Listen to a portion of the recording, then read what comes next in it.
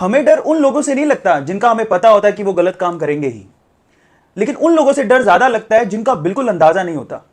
मैं education system में fault की एक बार फिर से बात करने आया हूं और इस वीडियो में मैं उसके बारे में बात करने वाला हूं।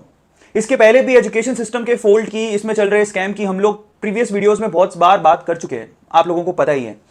आज मैं बात करने वाला हूं सुपर 30 की। बट फर्स्ट ऑफ ऑल मैं डिस्क्लेमर दे देता हूं व्यूअर्स को जो ये वीडियो देख रहे हैं। मैं पहले आप लोगों को कहूंगा कि आप पूरी वीडियो देख लीजिए, उसके बाद अपना डिस्क्लेमर या statement, judgment, whatever you want to give आप दीजिए, पर पहले बातों को ध्यान से सुनिए। सुपर 30 की बात मैं क्यों कर रहा हूं मैं उसका रीजन बताऊंगा, लेकिन उससे पहले I was the biggest fan of Anand sir. मैं आपको पहले क्लियर कर देता हूं, सुपर 30 का नाम मैं बहुत समय से सुनते आ रहा हूं। जब हम कॉलेजेस में थे सुपर 30 का नाम सुना करते थे, आनंद सर के आर्टिकल पढ़ा करते थे, अखबारों में आते थे, बहुत बार देखा है हमने उनको, टेलीविजन पे देखा, डिस्कवरी पे एक पूरा उनके एपिसोड को देखा मैंने।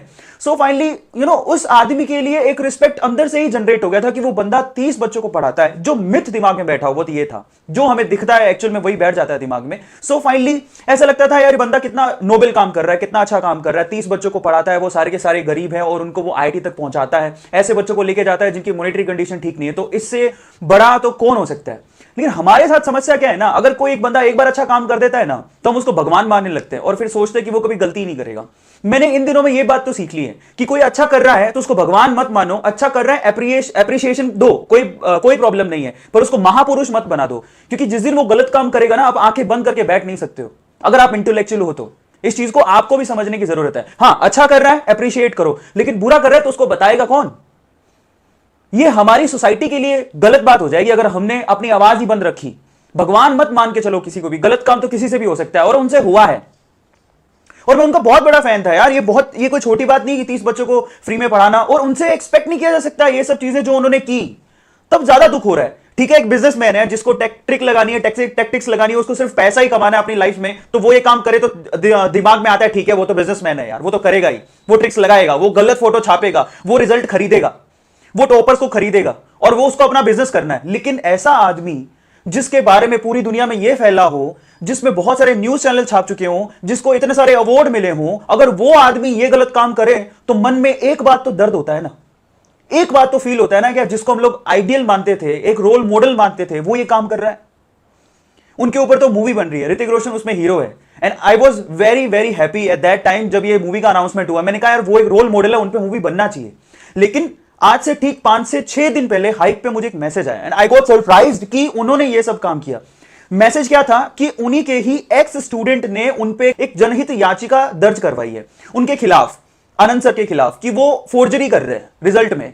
क्या है ध्यान से सुनिएगा। और देखिए, आपका इंटेलेक्चुअल होना जरूरी है, किसी के लिए एकदम ब्लाइंड फेथ होकर आप काम मत करिए। हमारे हिंदुस्तान में ये प्रॉब्लम है, इसीलिए बहुत सारे बाबा जो बहुत बड़ा फ्रॉड करते हैं, चलते रहता है, जब तक पाप का घड़ा नहीं बढ़ जाता उसके बाद उनका पाप का घड़ा फूटता है, उसके बाद भी लोगों की आंखें नहीं खुलती। हमारे हिंदुस्तान में यूथ बहुत है लेकिन ज्यादातर फॉलोवर हैं, लीडर कोई नहीं है। तो हमें ये चीज को समझने की जरूरत है। अगर कोई अच्छा काम है तो आप डेफिनेटली उसको फॉलो करो, उसको अप्रिशिएट करो, लेकिन कोई गलत काम कर रहा है तो उसमें गलत बोलना भी सीखो। तो मैं आप सबसे कहूंगा ध्यान से सुनिए। जब मैंने वो खबर पढ़ी तो मैंने कहा हाइक पे न्यूज आ रहा है, ये क्या आ रहा है। आई वो शॉक्ड। क्या लिखा हुआ था कि उन्हीं के एक्स स्टूडेंट है, उन पे फोर्जरी एक फोर्जरी का एलिगेशन लगाया है कि वो लोग वो जो कर रहे हैं अपने इंस्टीट्यूट में वो गलत, सारा कुछ गलत काम हो रहा है वहां पे। कैसे हो रहा है, यहां सुपर 30 के बारे में ना 3 से 4 मिथ है जो मेरे दिमाग में भी थे आज से 5 दिन पहले, लेकिन 5 दिन में मैंने बहुत अच्छे से रिसर्च करा, मालूम पड़ा ये तो सब काला है। एंड आई वो शॉक्ड। पहला मिथ क्या है, वो लोग 30 बच्चे पढ़ाते हैं, ये गलत है। 5 दिन के पूरे सेशन में मैं 5 दिन से यही चीजें पढ़ रहा हूं। बहुत सारे मैंने रिसर्च देखी, बहुत सारे न्यूज़पेपर्स को पढ़ा, बहुत सारी यूट्यूब की मैंने वीडियोस देखी, उसके बाद मैं आपको ये बातें बोल रहा हूं कि वो 30 बच्चे नहीं पढ़ाते। मुझे भी पहली बार मालूम पड़ा वो हजारों बच्चे पढ़ाते हैं, 30 बच्चे नहीं। ठीक है, पहली बात तो। और उन 1000 बच्चों में से 30 बच्चों को वो सेलेक्ट करते हैं। अब वो सिलेक्शन के बाद में भी पता नहीं लगता है कि वो 30 बच्चे कौन से हैं। ये भी बड़ी अजीब सी बात है कि जिसका सिलेक्शन हो गया वही सुपर 30 के अंदर है। देखो ये पहली फोर्जरी। और दूसरी बात, जब वो 1000 बच्चे लेते हैं तो बिलीव इट और नॉट, हमें ऐसा था, दूसरा मिथ ये था कि वो लोग उनसे पैसा नहीं लेते, ये भी गलत है। उन्होंने एक दूसरी संस्था बना रखी है रामानुजन के नाम से, ऐसा ही कुछ नाम है उनके नाम से, और वहां पर आनंद सर बच्चों को भेजते हैं और उनसे 32 से 33 हजार रुपया पर स्टूडेंट लिया जाता है 1 साल का।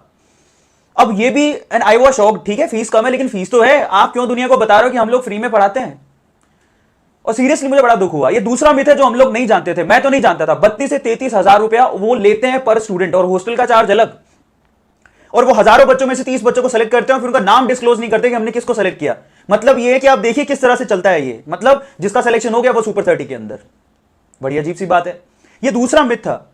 तो ये अजीब अजीब सी चीजें जब मेरे सामने आई, मैंने कहा यार ये क्या है। और अब देखिए उन्होंने ये तीसरा मिथ जो हम लोग सोचते हैं कि 30 में से 30 बच्चे उनके सेलेक्ट हो जाते हैं, एक्चुअली रिपोर्ट्स को ध्यान से देखें तो बहुत बार ऐसा हुआ कि उनमें से बहुत 30 छोड़िए 10 छोड़िए 5 बच्चों का भी सिलेक्शन नहीं हुआ था। इस बार जो एलिगेशन लगे हैं उनके एक्स स्टूडेंट के द्वारा लगाए गए हैं, उनमें यह कहा गया है कि इस बार उन्होंने, आप रिपोर्ट्स देखिए, मेरी बात पर विश्वास नहीं कर रहे हो तो आप रिपोर्ट देखिए। मैं तो 5 दिन के पूरे पढ़ने के बाद मैं आपके सामने ये बातें बोल रहा हूं।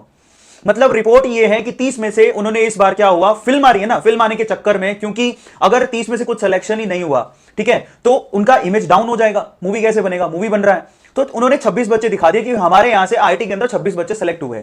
जबकि एक्स स्टूडेंट ये कहते हैं कि उनमें से जितने 26 बच्चों में से जो भी उन्होंने नाम लिए, उनके पूरे बैच में से सिर्फ 3 बच्चे ही सेलेक्ट हुए, 26 नहीं हुए पहली बात तो, जिसमें से 2 बच्चे एससी एसटी कैटेगरी से या ओबीसी कैटेगरी से गए हैं, मतलब उनका रैंक नहीं आया। और एक बच्चा जरूर है जो कि एडवांस में क्लियर किया, लेकिन उसके मार्क्स इतने कम थे कि उसको आईआईटी मिला ही नहीं। यह भी एक सच्चाई है। अब आप सोचिए कि किस लेवल पे उन्होंने धोखा दिया। मतलब उसके 128 के करीब मार्क हैं, 126 की कट ऑफ हुई थी, उसे आईआईटी मिला ही नहीं। अब ये है सच्चाई। हम लोग सोचते हैं कि 30 में से 30 बच्चे या 25 बच्चे सेलेक्ट हो जाते हैं, ये भी गलत है। ये है overall forgery in super 30 and I was shocked seriously. नहीं, मुझे पर्सनली पढ़ने के बाद मुझे ना थोड़ी दया आई उन पे। मुझे ऐसा लगा कि सर्कमस्टेंसेस की वजह से वो लोग ये सब काम कर रहे हैं। मैं उसका रीजन बताता हूं आपको। एक्चुअली क्या, एक इमेज पोर्ट्रे हो गया। क्या पूरी दुनिया में ये लगा गरीब बच्चों को पढ़ाता है। दूसरी बात है कि 30 में से 30 बच्चे सेलेक्ट होते हैं। देखिए इन दोनों चीजों में चीज क्या इंपॉर्टेंट थी कि आप गरीब बच्चों को पढ़ाते हो, रिजल्ट इंपॉर्टेंट नहीं था। मैं अगर होता तो मैं सोचता मैं गरीब बच्चों को पढ़ाता हूं। देखो रिजल्ट ऊपर वाले के हाथ में होता है, मे बी पॉजिटिव आए मे बी नेगेटिव आए। उनके लिए इगोइस्टिक बात हो गई, उनके लिए दूसरी चीज इंपॉर्टेंट थी। 30 बच्चे तो वो पढ़ाते ही नहीं थे, वो तो एक मिथ था। अब दूसरी चीज क्या है कि उनमें से 30 में से कम 25 बच्चे सेलेक्ट होते हैं। ये एक बहुत बड़ा पॉइंट है जिनकी वजह से उनकी रैपो है, वी कैन से। अगली बार एडमिशन कैसे होगा जब 30 में से 25-26 बच्चे क्लियर ही नहीं करेंगे आईआईटी। लेकिन मैं आपसे कहता हूं जितने भी इंस्टीट्यूट है, आप सच का सामना क्यों नहीं करते हो? आपके यहां से सिलेक्शन नहीं हुआ तो सच क्यों नहीं बताते हो दुनिया को? आप क्यों इस एरोगेसी के अंदर हो, इतने एरोगेंट हो कि हमारे यहां से सिलेक्शन होगा ही होगा, उसके लिए आप कुछ भी करने को तैयार हो जाते हो? यह तक एलिगेशन लगाए गए कि जो पुराने बच्चे हैं, ठीक है, पुराने बच्चों ने यह तक कहा कि जिन बच्चों को उन्होंने बोला कि आप अपना नाम हम आपका छाप रहे हैं, आपको हम लोग बहुत ज्यादा अमाउंट स्कॉलरशिप के तौर पे देंगे, यह तक वादे किए गए। मतलब पैसा ऑफर किया गया उनको डायरेक्ट और इनडायरेक्ट वे से। अब आप सोचिए कि सिर्फ इस बात को मनवाने के लिए कि हमारे यहां से 30 में से 26 बच्चे 25 बच्चे सेलेक्ट होते हैं हर साल, उसके लिए उन्होंने गलत कदम उठाने शुरू कर दिए।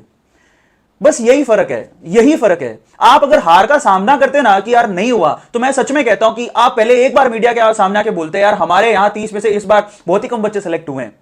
बच्चे ये तक कह रहे हैं कि मूवी में रोल दिलाने के एक लालच देके हमारा नाम छापा जा रहा है कि हम आपके रोल दिलाएंगे मूवी के अंदर, आप अपना नाम दे दो। ये हालात हैं।